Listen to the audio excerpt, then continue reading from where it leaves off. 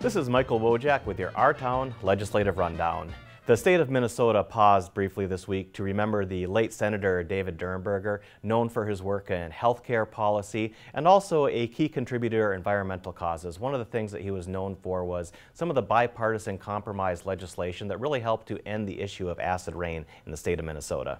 This week, Governor Tim Walz signed the PRO Act into law. This was House File 1, Senate File 1, which dealt with codifying abortion rights in the state of Minnesota. Now, this doesn't change anything immediately because there's a state Supreme Court ruling that assures these same rights, but in the case that a court decision might be reversed in the future, this is an additional layer of protection. We understood that this was something that was likely to happen given the partisan makeup of the legislature and the results of the last election. That said, this is formally law, and the House and Senate will be moving on to other issues.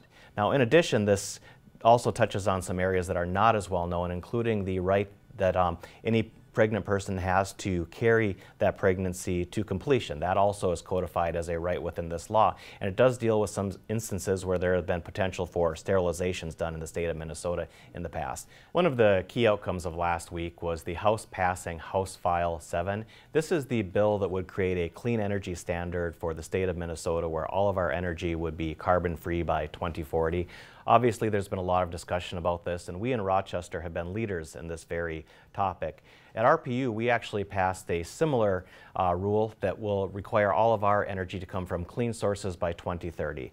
Now, this is a very complicated topic because in reality, the energy grid does not stop at map lines. It goes to many different places, so where the energy is coming from is never entirely carbon-free until the entire grid is.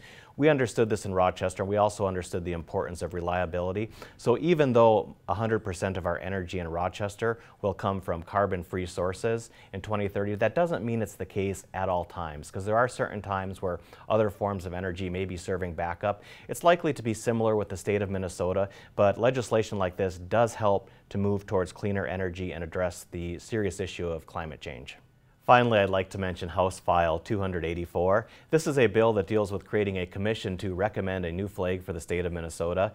This is something that has local connections because Lee Harold of Harold Flags is one of the designers of the North Star flag, which is one proposed replacement.